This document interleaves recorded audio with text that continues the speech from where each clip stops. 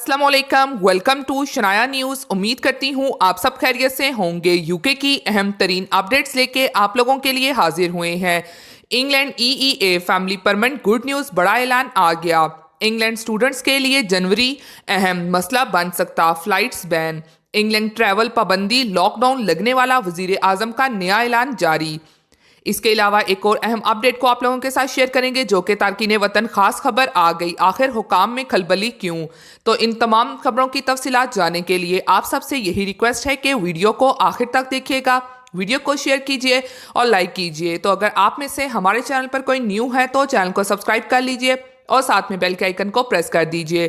Time को waste किए बगैर बढ़ते हैं आज की अहम तरीन अपडेट्स की जानिब। आज की पहली और अहम अपडेट को शामिल करेंगे जो कि England EEA family permanent good news, बड़ा ऐलान जारी।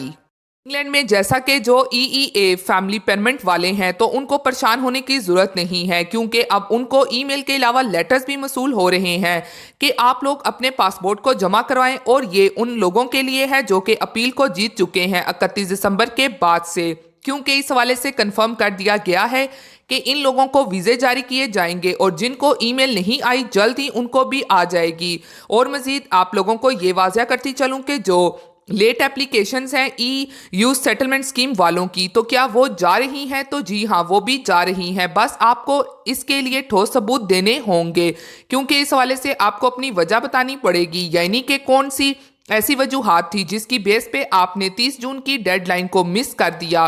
क्योंकि जो भी ईयू नेशनल इंग्लैंड में आ चुके थे 31 दिसंबर 2020 तक, तो उनके लिए मजीद 6 माह की एक्सटेंशन थी कि वो इस दौरान यानी कि 6 माह में ईयू सेटलमेंट स्कीम में अप्लाई कर लें। तो इसलिए कुछ लोग मुख्तलिफ वजूहात के बाइस फिर रह गए। तो अब उनके लिए अच्छी खबर यह है कि वो लोग भी अप्लाई कर सकते हैं। और मजीद इसी तरह जिन भी लोगों के पुराने कार्ड थे यानी कि परमानेंट रेजिडेंसी कार्ड्स थे ईयू रेगुलाइजेशन के तहत, तो उन लोगों को भी कहा गया था कि वो अपने स्टेटस को ईयू सेटलमेंट स्कीम में रेगुलाइज करवाएं, ताकि जिन लोगों ने नहीं किया तो उनके लिए अच्छी खबर ये है कि वो लोग अभी भी कर सकते हैं, लेकिन उनको भी एक्सप्लेन करना पड़ेगा, यानी कि वैलिड रीज़न बतानी पड़ेगी कि वो क्यों अप्लाई नहीं कर सके। तो ये एक अच्छी खबर लेट एप्लीकेशन वालों के लिए, उनको भी नया मौका दिया जा रहा है। अब बढ़ते हैं आज की अगली और अहम तरीन अपडेट की जानिब जो कि इंग्लैंड स्टूडेंट्स के लिए जनवरी अहम मसला बन सकता, फ्लाइट्स बैन।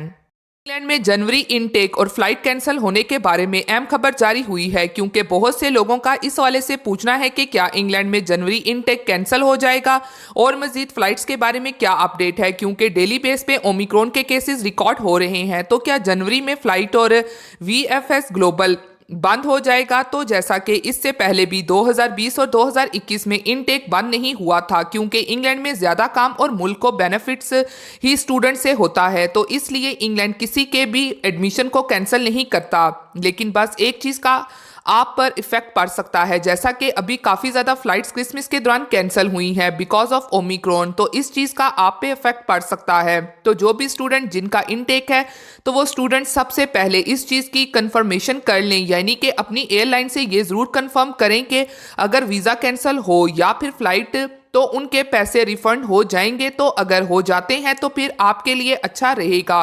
तो ये मसला आप लोगों के साथ दरपेश आ सकता है, लेकिन जनवरी इनटेक कैंसिल नहीं हो सकता। इसी के साथ आप बढ़ते हैं आज की अगली और अहम तरीन अपडेट की जानिब जो कि इंग्लैंड ट्रैवल पाबंदी, लॉकडाउन लगने वाला, वजीर आजम का नया ऐलान क्या। इंग्लैंड में जैसा कि ओमिक्रॉन के केसेस दिन ब दिन बढ़ते जा रहे हैं, यहाँ तक कि बाकी यूरोपीय ममालिक में भी ये तादाद बढ़ रही है, लेकिन इंग्लैंड में ये तादाद काफ़ी ज़्यादा है, जिसकी वजह से 30 ममालिक ने इंग्लैंड पे पाबंदी आयद कर दी है, यानी कि ट्रैवल करने वाले मुसाफरों पे पाबंदी लगा दी गई है, जिसकी बड़ी वजह ओमिक्रॉन का इंग्लैंड में तेज़ी से फैलना है। और मज़ीद वाज़ेह रहे कि इंग्लैंड में माहिरीन की जानिब से बार बार खबरदार करने के बाद अब वजीर आजम बोरिस जॉनसन अगले हफ्ते में नए ऐलानात करेंगे, जिनमें खास तौर पर ओमिक्रॉन वायरस को मद्देनजर रखा जाएगा। और मजीद इसी से मुतल्लिक WHO के चेयरमैन की जानिब से प्रेस कॉन्फ्रेंस की गई है, जिसमें खास तौर पर बताया गया है कि ओमिक्रॉन वबा डेल्टा वायरस से ज़्यादा खतरनाक नहीं है और इसकी डेथ रेशो जो कि डेल्टा वायरस से बहुत ही कम है।